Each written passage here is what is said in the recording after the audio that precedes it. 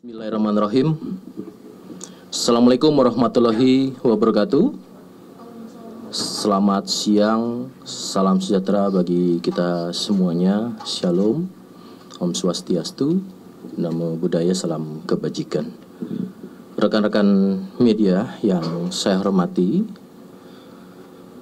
sebagaimana arahan Bapak Kapolri yang telah menginstruksikan kepada Kadif Propam Polri sejak awal dan sampai dengan terakhir kemarin sekira hari Sabtu, bahwasannya Bapak Kapolri telah memberikan atensi khusus terkait dengan permasalahan dengan korban saudara kita almarhum saudara Afan,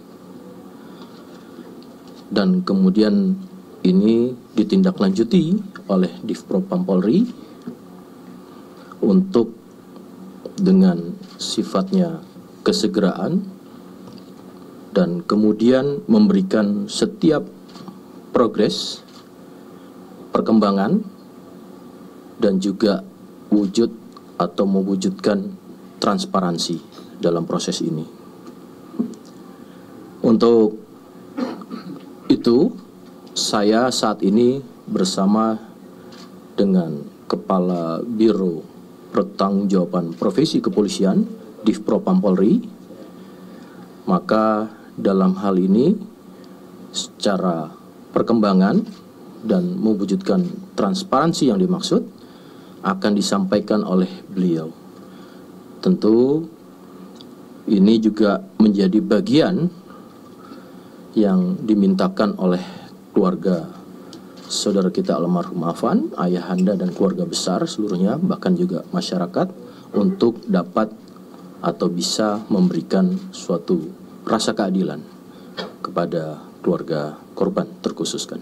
Maka dari itu, kami persilakan kepada Bapak Kepala Biro Pertanggungjawaban Profesi Kepolisian untuk menyampaikan progres terkait dengan korban saudara almarhum Afan. Kami persilakan.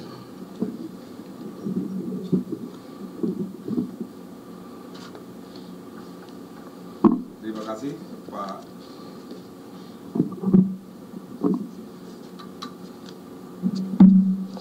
Terima kasih, Pak Karo Penmas, waktunya.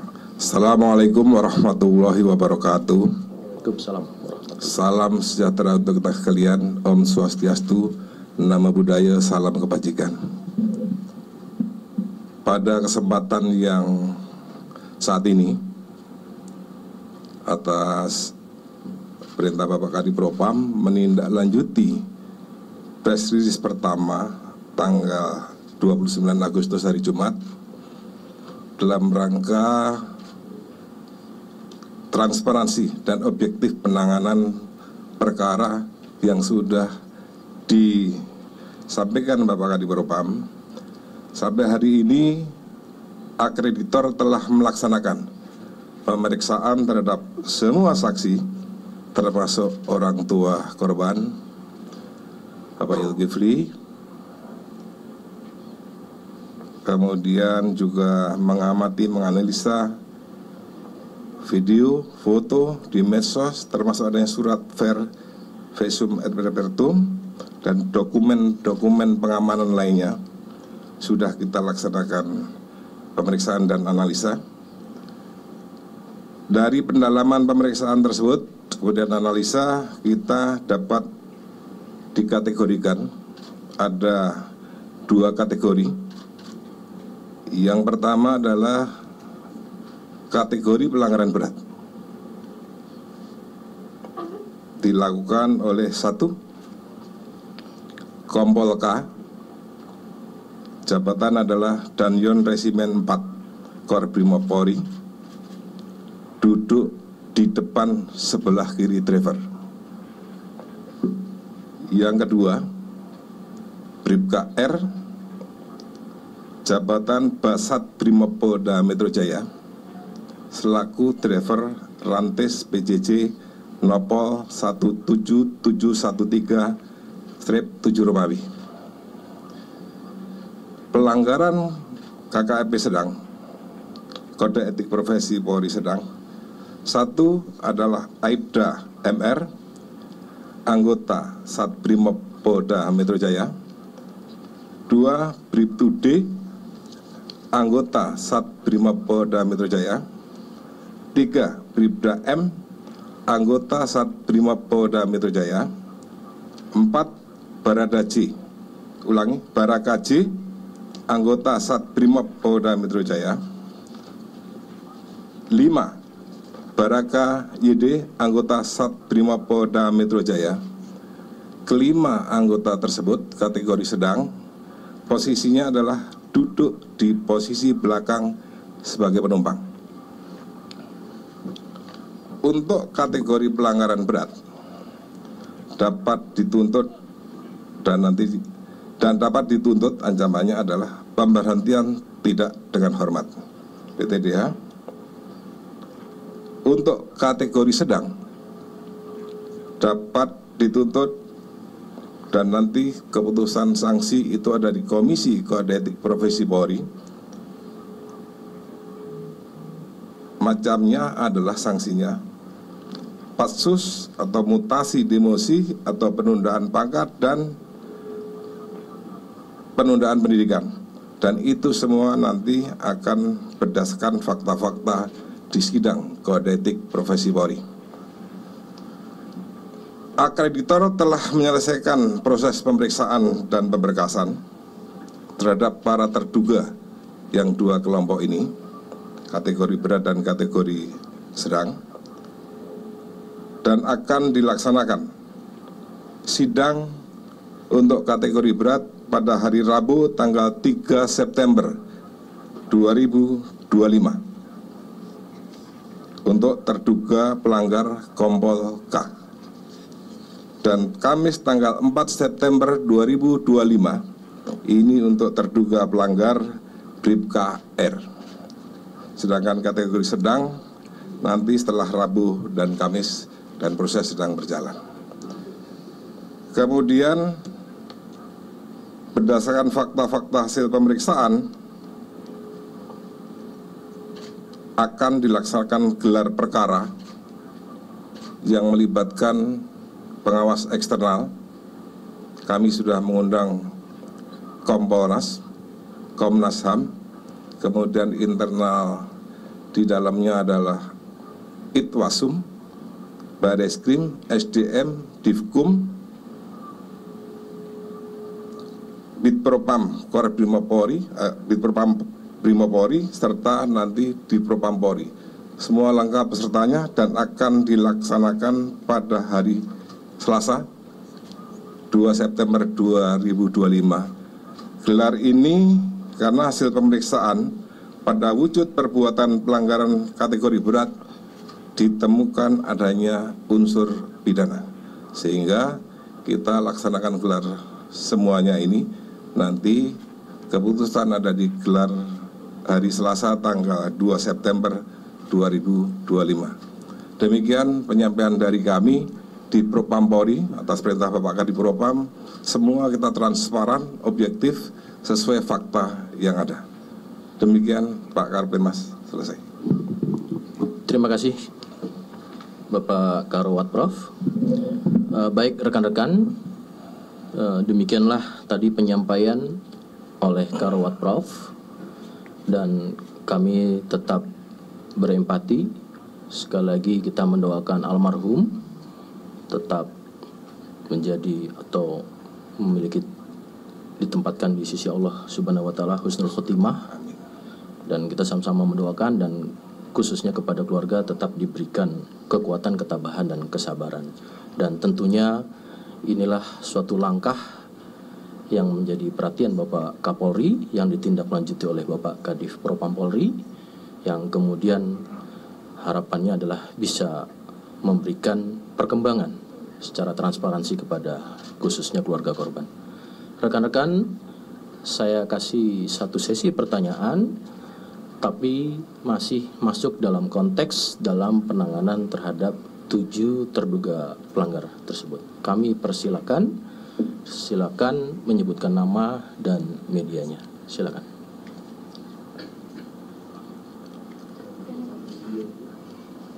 Dari ya, silakan. 1, 2, 3. Baik. Izin Pak Mas, Prof, saya Yona dari Metro TV mau bertanya terkait 7 anggota BRIMOB ini. Apakah identitas masing-masing anggota BRIMOB itu sudah bisa diungkap ke publik? Begitu Pak, sebelumnya juga Pak Kapolda Metro sudah menyampaikan di Polda Metro waktu menerima audiensi para demonstrasi. Apakah di sini bisa dibuka terang-terangnya nama lengkap dan jabatannya? Kemudian Pak, beredar di media sosial spekulasi bahwa 7 anggota BRIMOB tersebut bukan anggota BRIMOB melainkan tahanan gitu Pak. Bagaimana tanggapan dari Prof? Terima kasih. Satu-satu dulu ya, biar fokus untuk menjawab pertanyaan salah satu penanya dari Kak Yona Metro TV.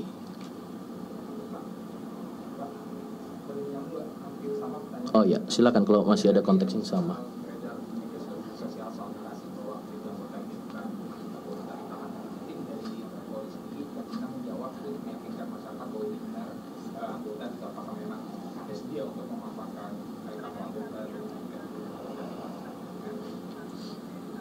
Baik, masih sama ya, tadi pada konteks yang sama.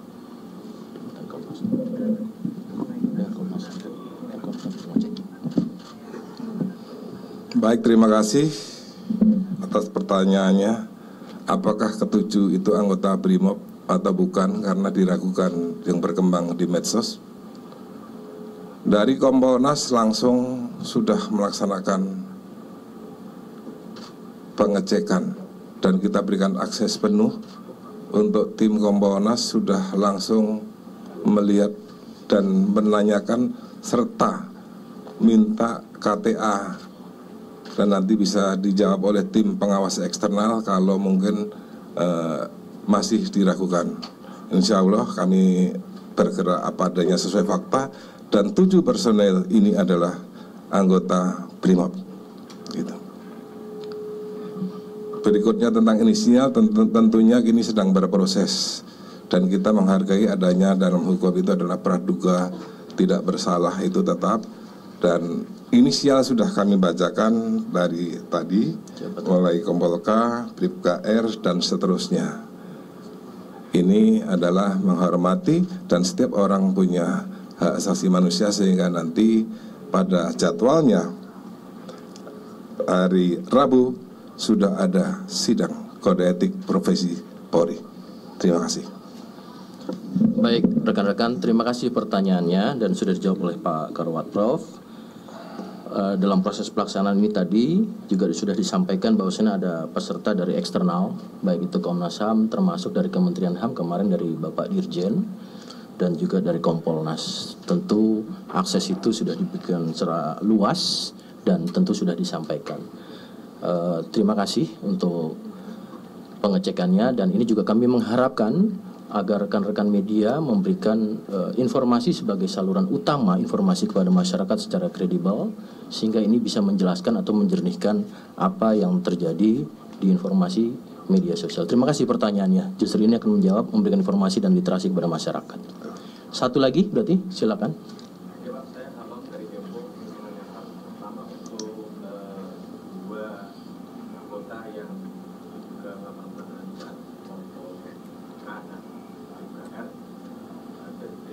Dari hasil pemeriksaan pelanggaran mereka awal, apakah misalnya terbukti ada instruksi dari komandan Kompol K untuk melaju terus saat situasi itu, atau seperti apa? Karena dari kemarin kita sudah tahu bahwa mereka melanggar etik, tapi pelanggaran etik seperti apa itu bisa dijelaskan sedikit dari hasil pemeriksaan. Dan kedua, menjelaskan sedikit soal tadi proses pidananya, apakah Baris Krim sudah bergerak juga secara paralel atau Terima kasih. Dua pertanyaan yang saya tangkap di sini. Karwat Prof tentu bisa akan menjelaskan. Kami persilakan. Baik, terima kasih atas pertanyaannya.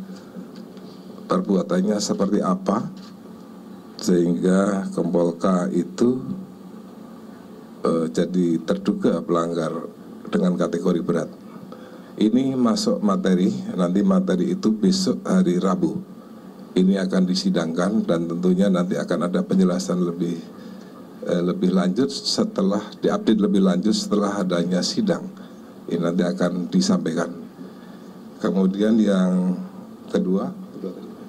kedua terkait dengan proses pidananya. Proses pidananya dalam pemeriksaan akreditor di Propam ini memang ditemukan ada unsur. Oleh karena itu, unsur pidana. Oleh karena itu, kita laksanakan gelar besok hari Selasa dengan mengundang seluruh komponen. Dari pengawas eksternal ada Kompolnas, ada Komnas HAM, pengawas internalnya ada dari Itwasum, dan ada Bareskrim termasuk Divkum, kemudian SDM dan Propam semua juga hadir. Demikian, jadi besok itu akan ada gelar hal tersebut. Terima kasih. Terjawab ya, Mas Hamim? Ya. Cukup, rekan-rekan?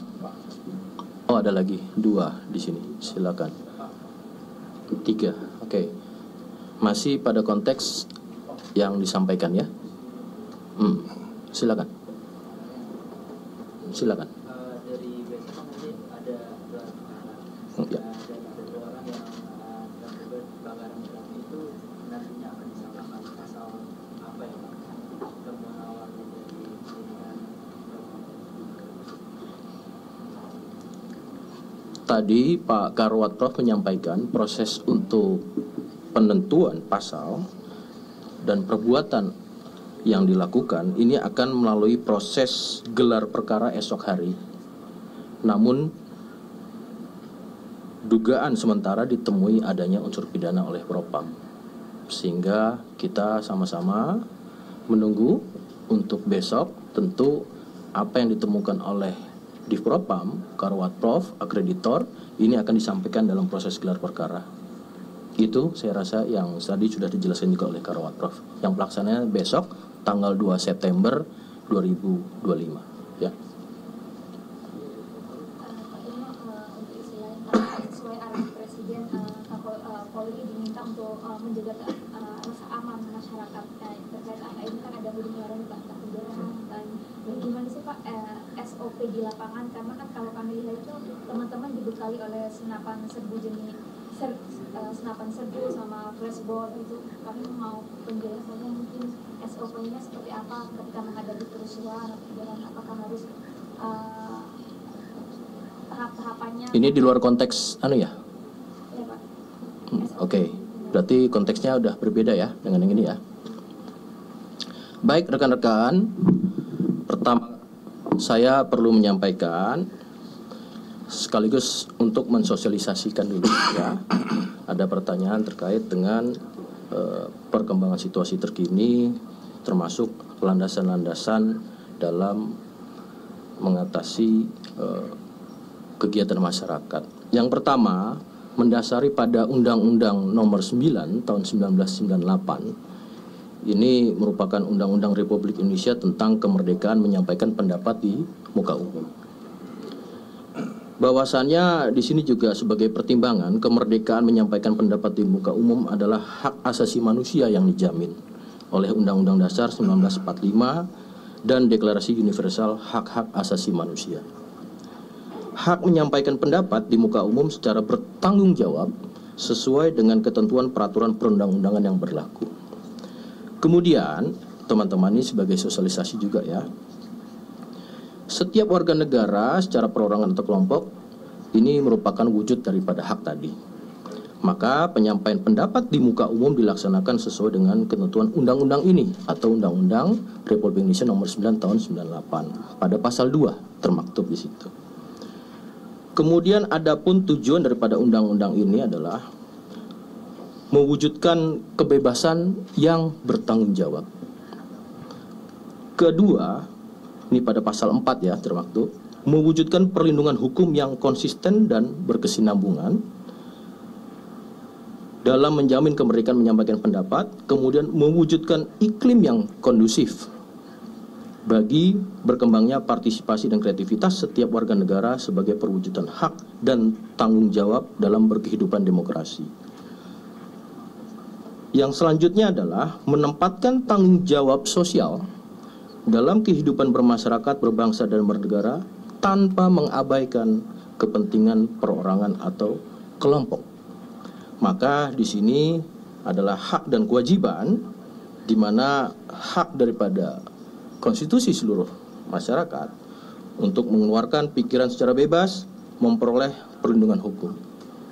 Terkait dengan pasal 6 juga memiliki berkewajiban atau kewajiban yang bertanggung jawab untuk menghormati hak-hak dan kebebasan orang lain, menghormati aturan-aturan moral yang diakui umum, menaati hukum dan ketentuan peraturan perundang-undangan yang berlaku, menjaga dan menghormati keamanan dan ketertiban umum, serta menjaga keutuhan, persatuan, dan kesatuan bangsa. Ini ada dalam pasal 6. Maka dari itu, salah satunya Polri dalam Undang-Undang Nomor 2 Tahun 2002 selaku pemelihara keamanan dan ketertiban masyarakat, penegakan hukum, pelindung dan pengayom masyarakat, di sini adalah aparatur pemerintah berkewajiban dan bertanggung jawab untuk salah satunya di Polri selain A. melindungi hak asasi manusia, menghargai azas legalitas, menghargai prinsip praduga tidak bersalah, dan menyelenggarakan pengamanan. Maka pasal 8-nya diatur masyarakat berhak berperan secara bertanggung jawab.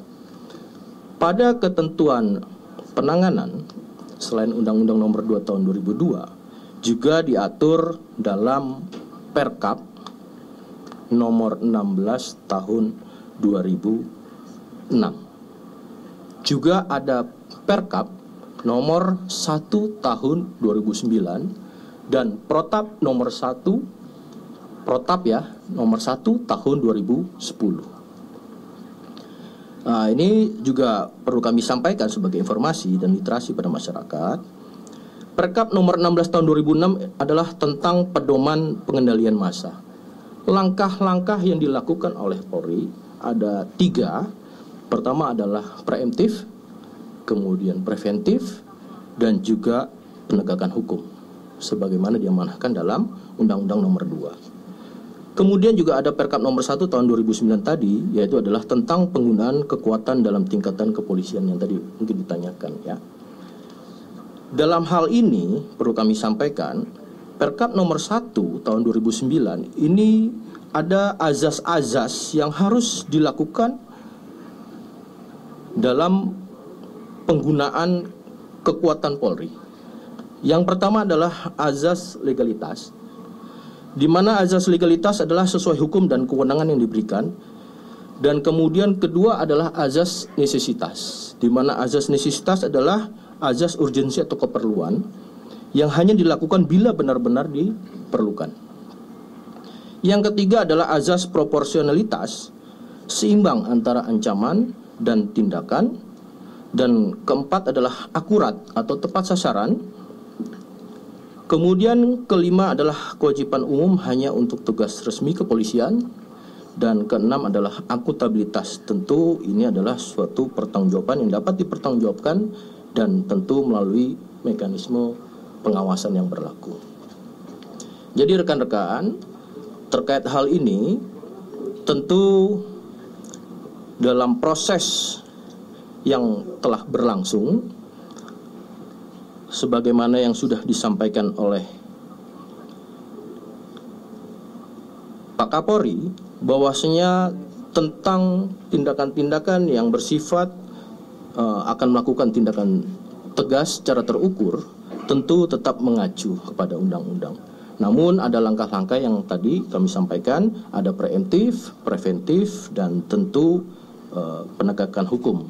Artinya semua langkah-langkah ini tujuannya adalah untuk menjaga kehidupan bermasyarakat, berbangsa dan bernegara dalam kepentingan seluruh ketertiban masyarakat Indonesia dan tentunya mengacu pada azas-azas tersebut. Itu yang bisa kami sampaikan sebagai juga ini landasan yang akan menjadi sosialisasi kepada masyarakat. Itu saja. Terima kasih.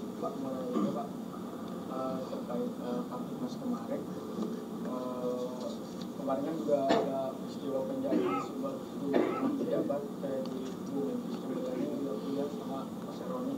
Nah sebenarnya ini untuk pengamanan dari rumah pejabat-pejabat ini kayak gimana sih Pak? Kok masih bisa kecolongan jika tidak ada pengamanan? Hal ini telah dilakukan inventarisasi ya oleh Polda-Polda dan kemudian konsolidasi, dan tentunya secara perkembangan nanti kita lihat dari hasil perkembangannya ya. Itu dulu bisa kami jawab sementara ini. Dr. Nur izin terkait dengan unjuk rasa memang bukan terjadi di Jakarta tapi ada juga di Yogyakarta. Nah, ada mahasiswa Amikom yang ditemukan dalam keadaan meninggal dan penuh luka, diduga adanya keterlibatan, diduga dianiaya oleh polisi. Nah, ada tanggapan atau mungkin penelusuran terkait dengan itu?